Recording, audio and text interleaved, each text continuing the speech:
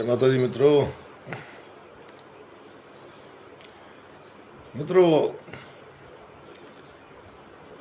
જૂની વાતો કહેવી અને સાંભળવી એ મારો શોખ રહ્યો. યાદ આવતી જાય એમ શેર કરતો જાઉં. તો મારા પિતાજી પાસેથી મેં સાંભળેલ વાત, અને મારા પિતાજીએ એમના પિતાજી કનેથી સાંભળેલી વાત.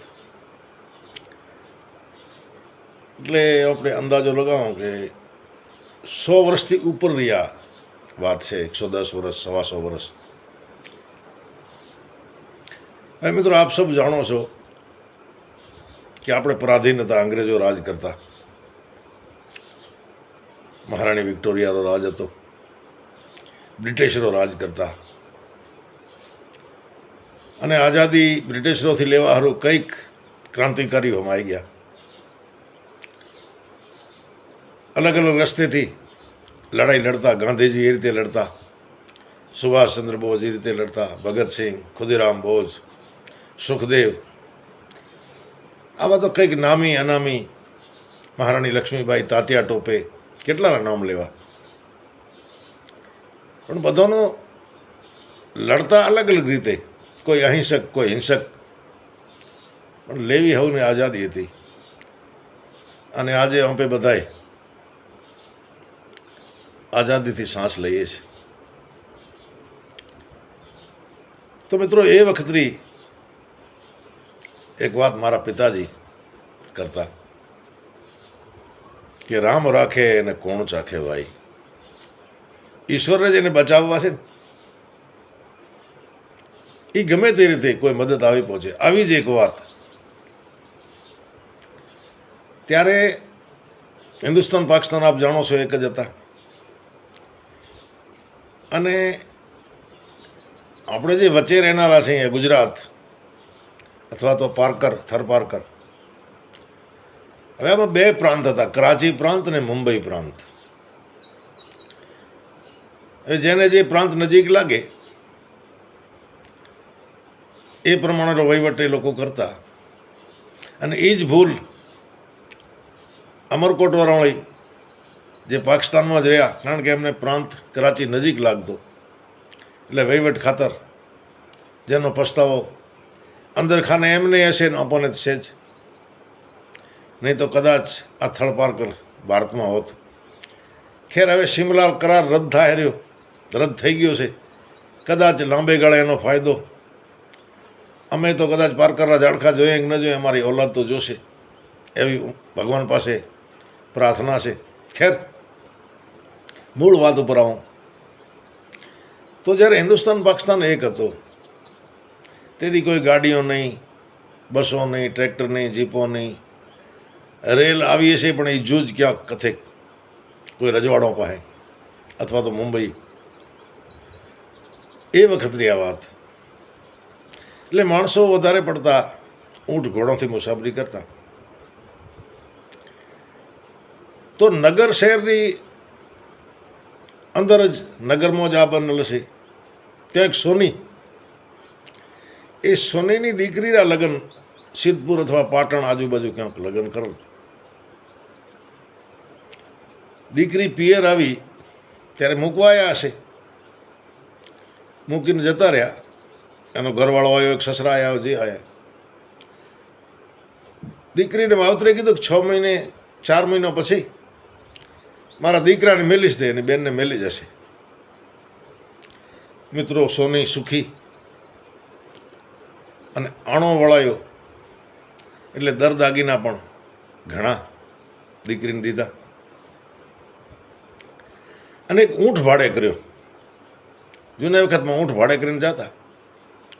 સવારી જે હોય માથે બે, અને ઊંટનો ધણી હોય એ પાટીને હાલતો હોય, જે ભાડો એ વખતે લેતા હોય. હવે આ ભાડુઆત જે તો એ ખૂટ્યો ભાઈ. એને ખબર પડી કે બેન ભાઈ બે જ છે, દાગીના વધારે છે, આમને રસ્તામાં મારી નાખો. એટલે નડો બેટ જે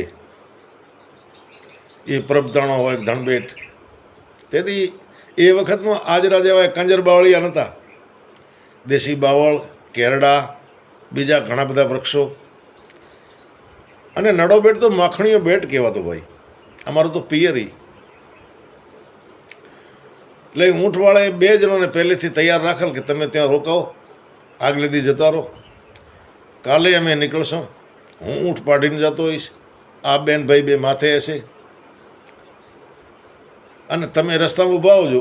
એટલે આપણે 3 જણા અમને બાંધી મારી નાખો, ખાડ ખોદીને દાટી નાખશું, દરદાગીના લઈને હહુને ઘરે જશું.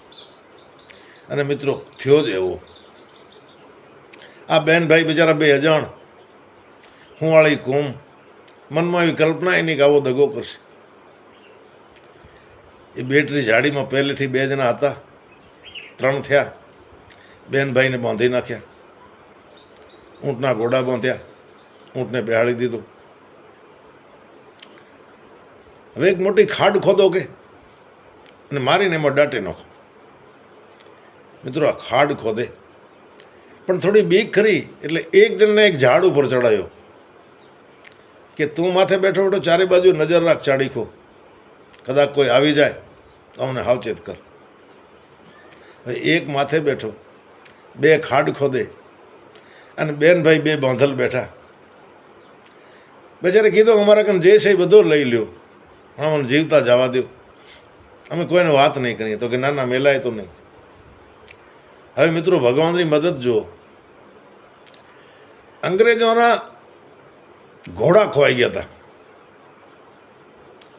એ ઘોડોને ગોતવા માટે 10-12 જણોની ટીમ ઘોડા ઉપર ચડેલી અને આ રણમાં હાલે આવે. એ હાલતો હાલતોને વિચાર થયો કે આ બેટ છે, મીઠી ધરતી છે, એમાં કદાચ ઘોડા તો નહીં હોય ને. હવે આ જેમ નજીક આવે એટલે ચાડીખો જે માથે બેઠો તો એ નીચે ઉતર્યો અને આ જોઈ ગયા. આમાં અંગ્રેજ એક જ હતો ભાઈ, બીજા બધા આપણા ભારતીય હતા. તમને ખબર છે કે અધિકારીથી નીચી પોસ્ટનો જે છે ને એ ભારતીયોને જ રાખતા. ફોજમાં એવો હતો, પોલીસમાં એવો હતો. ફોજદારથી નીચેની પાયરી બધી હિન્દુસ્તાની, એશિયન.